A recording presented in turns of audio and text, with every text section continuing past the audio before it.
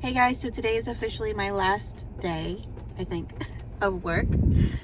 And I am currently gonna be 33 weeks tomorrow. So I really haven't updated you guys in a while, mainly because I just have not been feeling well. This last trimester has been really hard on me. I haven't been able to get my thyroid levels right, like they're still high, and dealing with gestational diabetes now because I didn't pass the first hour glucose test and the 3-hour glucose test. I totally failed. When you have hypothyroidism like I have from Hashimoto's disease, it's like, it's just,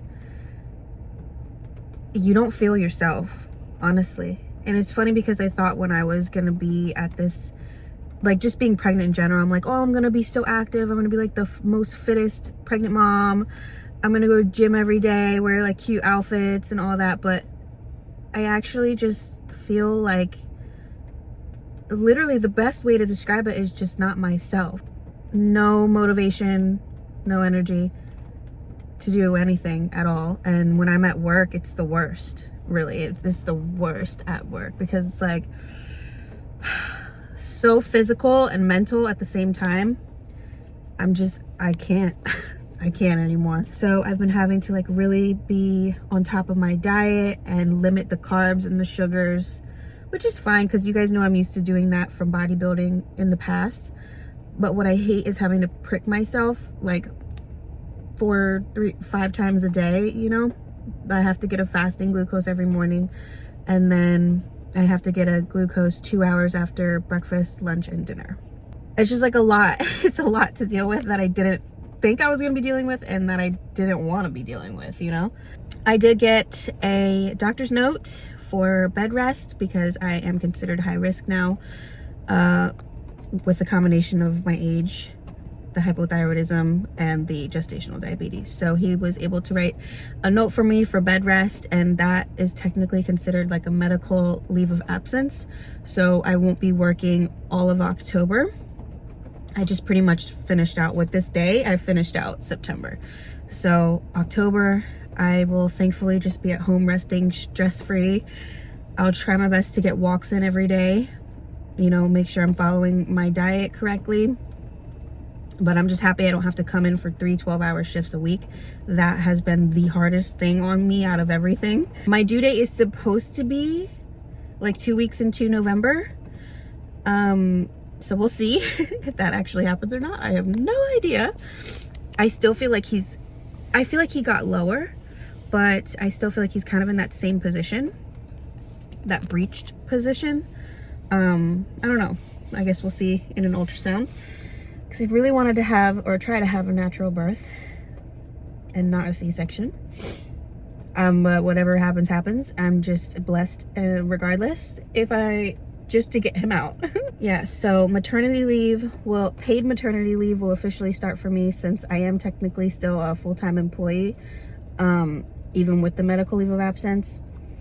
That will start when the baby comes. I just have to like send in the baby's birth certificate, and then it officially starts, and I get 12 weeks, which is pretty nice. Oh gosh, look at this thing. I can barely fit into my nursing outfit anymore. Like, look at this. This used to come all the way up. This one, oh wait, no, I have another layer, hold on. This used to come like all the way up under here, but now it's like halfway down my belly because my belly got so big. Okay, so I'm gonna go in for my last day of work. Whew. Wish me luck.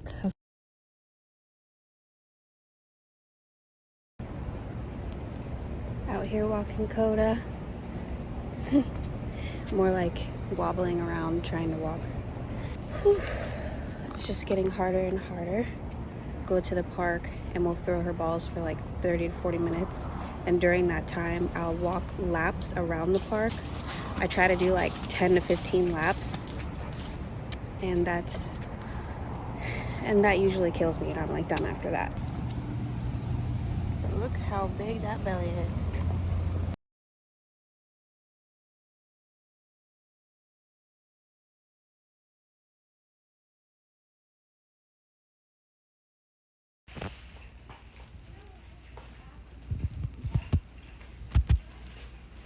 What's this for? Having contractions every 4 minutes, lasting about a minute each. Pretty strong. So now we're headed to the hospital and I am so nervous.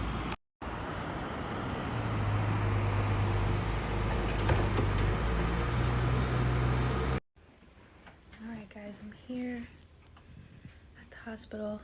Got an IV and I'm only 2 centimeters. My contractions are about like 4 to 6 minutes apart. They're bad, but I'm hanging in there. I'm just really, really nervous.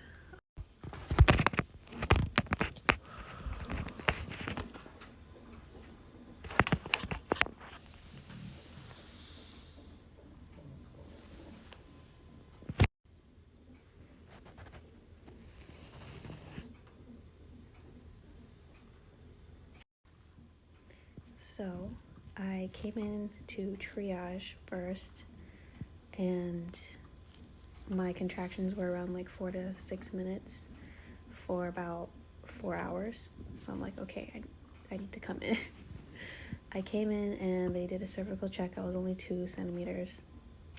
They also checked to see if I had any amniotic fluid and it did come back positive. So I've been kind of like oozing out the fluid over the past few hours. So I don't know if it exactly like the water broke, but the amniotic fluid is coming out.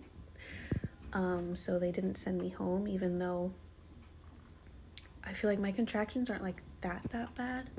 Like I can push through them, and it's been 3.5 hours since I got here. I'm in a room now, but I haven't progressed, so I'm still at 2 centimeters. I think what the doctor's gonna have me do is start Pitocin. I'm just really scared because I know Pitocin makes the contractions harder and stronger and it kind of like expedites things. I'm definitely getting an epidural, but I'm scared for that too. I'm just scared all around. Ryan's here, but he's getting our bags from the car right now. And I'm just going through contraction right now. I'm so scared.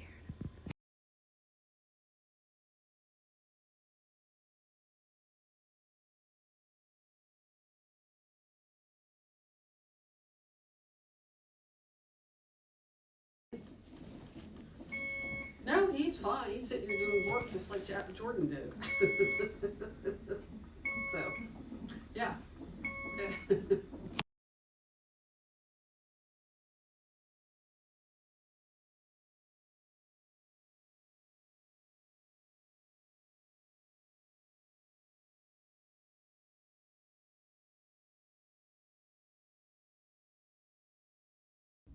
I'm at work right now, guys. It's been a few months since I gave birth, but I wanted to kind of tell you guys more about my birth story since I'm on break and I already finished eating and I have nothing better to do. So I kind of stopped vlogging right where I left off, which was after the epidural.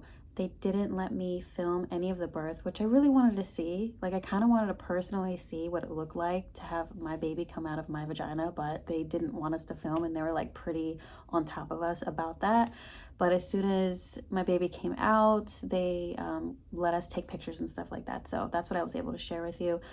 But the birth was like semi-traumatic, I feel like, for me personally, just because, you know, that was my first time and I really didn't know what to expect going into it.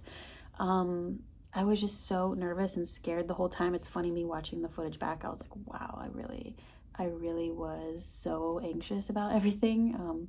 I just am a better nurse than I am a patient, for sure. I hate everything, like getting stuck with needles, the blood pressure cuff going off. You know, after I got the epidural, I hated feeling numb. You know, I kept wiggling my toes because just the feeling of my legs going numb was just, oh, so weird. The epidural itself hurt like a biatch, I'm not gonna lie. Not the epidural going in, but the numbing beforehand. Oh my God, shocked the shit out of me. I was like, damn, I did not expect it to hurt that much. It really hurt. And then when the epidural went in, it felt like as if something was going into somewhere that it shouldn't be, if that makes any sense. Just like a very not, like, it didn't hurt. It was just like you knew that something was where it shouldn't be, if that makes sense. But then like I pretty instantly after that, like within a minute or so, like legs numb, not too numb, but just weirdly numb to where I couldn't move them, but like I could wiggle my toes. So anyways, and I felt like I was on a boat, like sailing with a margarita, just like, you know, vibing out. And then the nurse had me in different positions to try to get the baby from sunny side up to this way, I guess, like with the head facing down. I think that's what she wanted. He did eventually flip from breech to the regular way that they're supposed to be. I'm forgetting now, but like head first. And he did that like a week before I gave birth. So I actually had a C-section scheduled for weeks, for a very long time, until the end when we did an ultrasound, and they were like, oh my God, he flipped. I'm like, yes, because I did want to have a natural birth. I was okay regardless what happened, but I definitely, if I could choose, I would want a natural birth. So yeah, then I don't think he did get into the position that we wanted him to get into, but it was just taking too long for my cervix to dilate. So they gave me the Pitocin, and then after that I dilated within a few hours, and I was like up to 10 pretty quickly. And at that point they were telling me to start pushing, and when I started pushing, like I couldn't necessarily feel my contractions anymore. I just felt like a lot of pressure as the baby started coming down, to the point where I was like, I cannot do this anymore. Like every time that I was pushing, it just took all the energy out of me. Like I'm a try hard, you know, because like especially back in the day when I used to work out and do bodybuilding and stuff like that, I would try so hard to get like that last rep, go all the way to failure. So when I was pushing, like, let me tell you guys, I was pushing, okay? I didn't necessarily know my contractions started because I guess the epidural was a little too strong. So they had kind of told me when they were coming based off of the graph from the monitor on my belly. And they're like, all right, push. So I would start pushing, and it would take everything in me that I could really only push twice. They wanted me to push 3 times. I'm like, bro, I just can't. I just like lost it at the second time each time. So they had to give me oxygen. I had the oxygen mask on, and I kept telling my husband, I'm like, I can't do this anymore. I can't do this anymore. And it's not that it hurt, because it didn't. It didn't hurt. It was just like the pressure felt unbearable. Like you just wanted so badly to get this bowling ball out of your butt, basically, is what it felt like. Huge. Like nothing will ever compare. Nothing will ever compare. I can't ever like give you a scenario unless you've given birth to understand. But like, because the pressure was so much, it equaled pain, if that makes sense. Like it's just, you wanted it to be done and over with as soon as possible, and like I couldn't get it out. So I was so upset, and I'm like, babe, I'm never doing this again. I am never getting pregnant again. But of course I will. I'm going to. But in the moment I was like, never fucking ever again.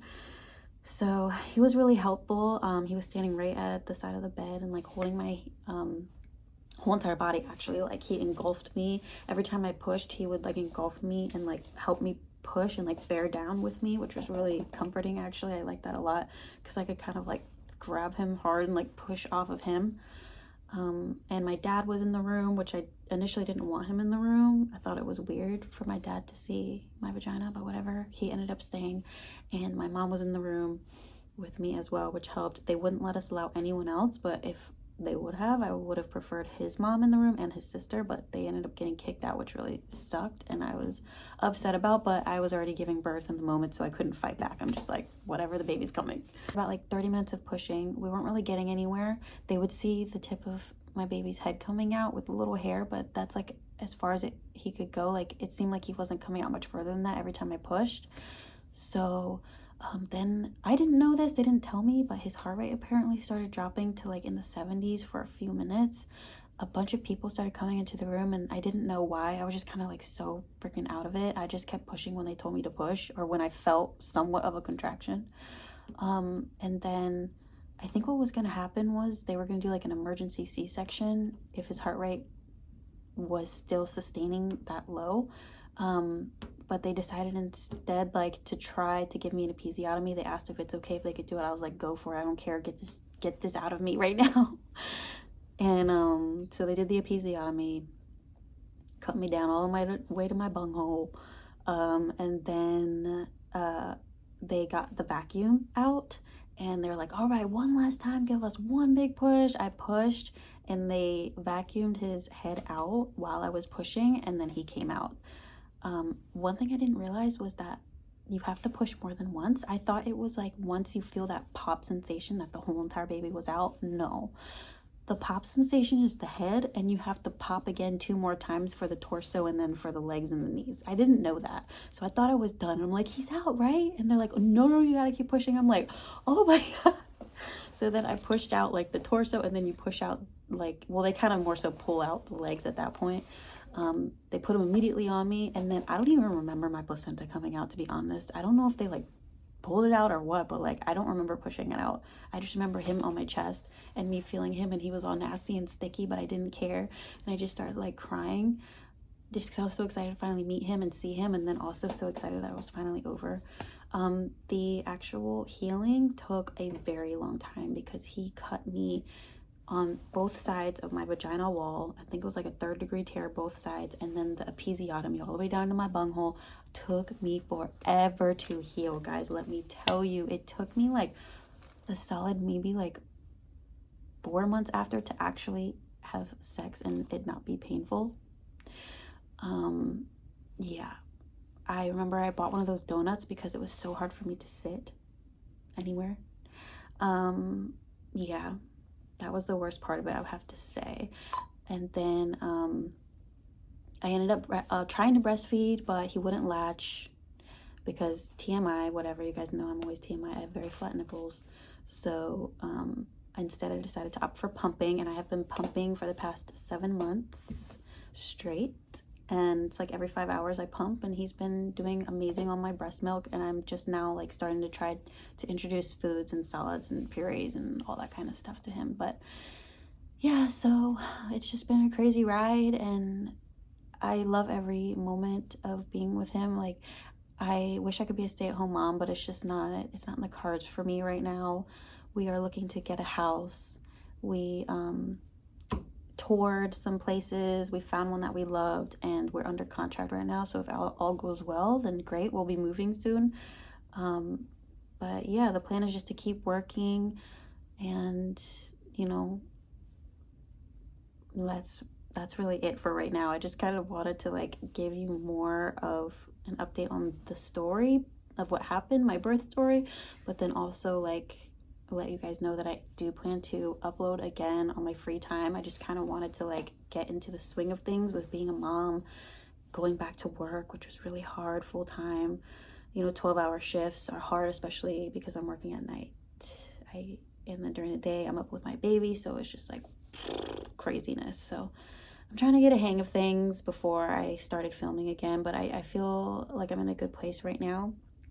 So let me know what you guys want to see from me besides vlogs. I know you guys love the vlogs. Like, what else could I film in the meantime if I can't get a vlog up? Let me know.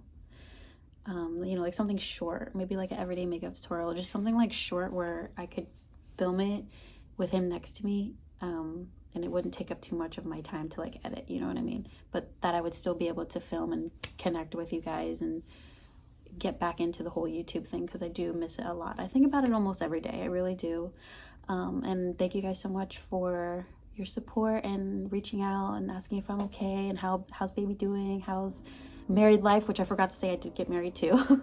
I got married on the 12th of April, so I can definitely talk more about that in like a get ready with me or something. But yep, so what's a weird noise? Anyways, I need to get back to work. I just wanted to update you guys a little bit, and yeah, let me know what you want to see next. Thank you for watching. Bye.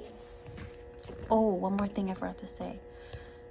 As of right now, we're planning to not show his face. It's a joint decision between me and my husband.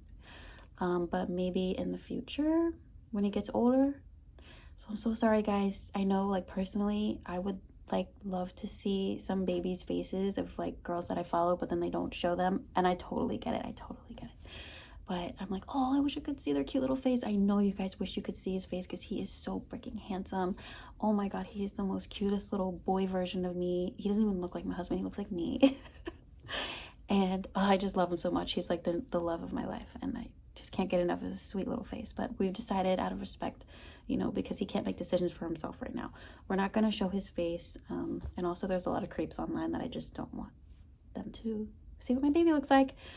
So yeah, I know you guys understand that. As of right now, that's the plan. But yeah, I know there's other ways that I can show him, you know, without showing his face. So that's the plan. But yeah, thank you guys for watching, and I'll talk to you later. Bye.